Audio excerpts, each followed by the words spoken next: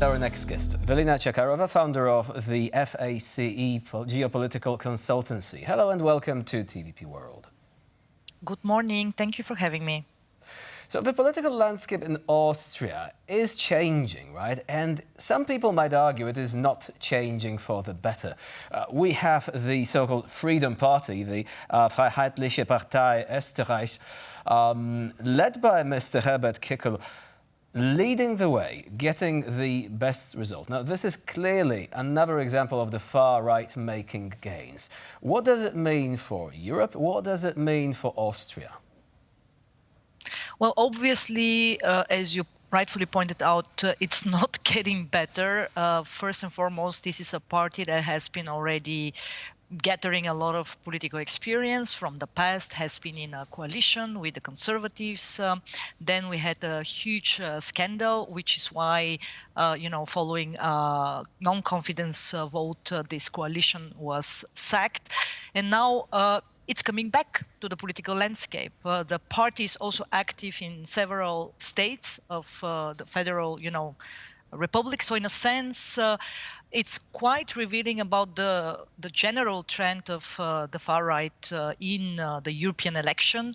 Let me just highlight that in 21 of the member states, the far right and populist parties on the right side of the political spectrum have scored better as compared to 2019. So obviously the Austrian case is going to be not just a positive signal for them, but it's going to be also a kind of, let's say, political highlight to point to.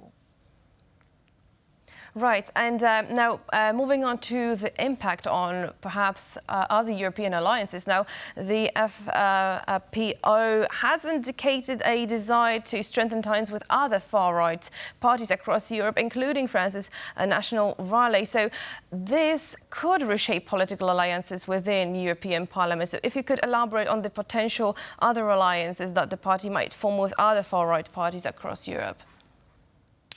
Indeed. So what we have for the moment, because we are still waiting for the final outcomes, is as I said, the clear trend of the rise of the far right and the populist parties. So this kind of narrative that the center holds, meaning that the European, the European conservatives, together with the Social Democrats and the Liberals, will be still able to take care of the most European legislation. I would be very cautious about this because they have practically kept around 59%, let's put it that way for the moment, in terms of shares. But we have a lot of wild cards, especially when it comes to the Conservatives, guided by Meloni. Now they already took the third place as the third strongest fraction in the European Parliament.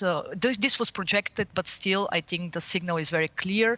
And then we have around 77 members of the so-called non-aligned, far-right parties, which will be creating a lot of noise in the Parliament. They will be, using every opportunity to really steer debates. When it comes to important topics such as security and defense, migration, and then obviously the important economic topics.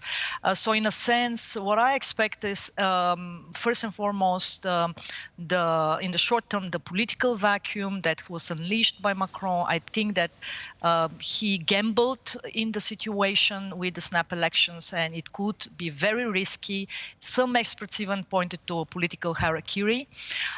Second important point is we have a lot of important international summits where the European position must be strong. And because of this far-right narrative right now, we know for a fact that a lot of these parties and members are Russia-friendly or actually friendly towards external actors that are currently trying to penetrate and influence the European continent. But we have a peace summit in Switzerland. We have a 75th summit of NATO.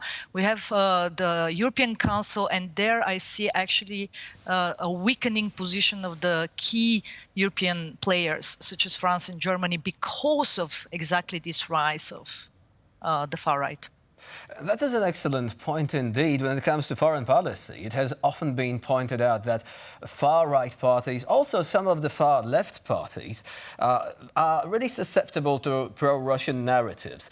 Now, the question of how these narratives are getting there, i.e. whether these politicians are simply naive, or are they corrupt, or are they perhaps susceptible to ideological influence? Now, that is an open question. It's impossible to resolve in any meaningful way at this stage.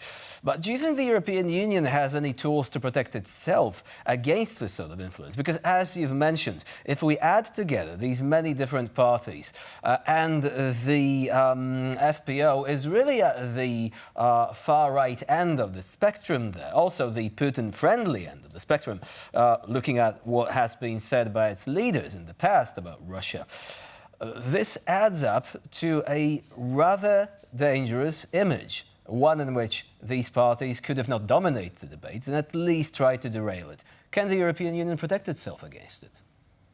Well, it's not a matter of whether it can, but it's a matter of whether it must. And right now, this is exactly my point.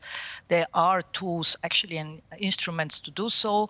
For instance, in the Austrian case, the Liberal opposition party suggested to launch a commission of investigation of all these political, financial, and economic ties to Russia between the far-right party and Russia. The coalition government did not agree on it because we are also in an election cycle. There will be an election actually for the next parliament in September, and similar situation in other countries. I mean, think of Germany, where the coalition government has really scored very badly, whereas actually the far right party and even the far left party, as you rightfully pointed out, have scored pretty well, where we see this overlapping actually when it comes to Russia-friendly positions or policies on both sides, on both extremes of the political spectrum, and yet the government, in my view, won't do really much about it because of fear of losing even more votes ahead of the election in 2025. At the European Union level, of course, there are other instruments. We've seen, in fact, in the past, in the past months, that there have been investigations launched on members of the parliament when it comes to really dubious links to not just Russia but also China. China is increasingly influencing the old continent for the sake of its economic clout, and I think that these projected outcome of the European election is actually bad news for exactly this kind of ability to protect itself from the foreign influence when it comes to the new European Union institutions.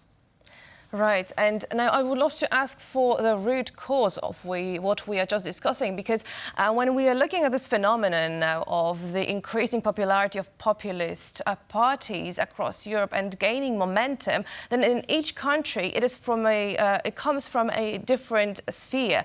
In Germany, for instance, now the increasing poverty was what sparked now the IDF to gain momentum as such. Now, for instance, in France, that was the cost of living crisis that the country is finding itself in. So what was that root cause for Austria? Similar situation. So this is a general phenomenon for the whole continent. You need to understand that, the general trends on the development of Europe have been pretty clear in terms of the structural decline. And in fact, the structural decline will continue for the next 10, 15 years. Think of the demographic decline, aging population, think of the economic challenges.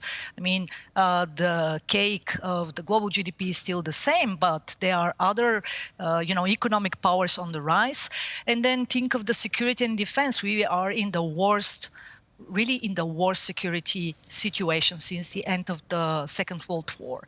So all of these problems are now clear. The French President Macron actually addressed them during his second Sorbonne speech.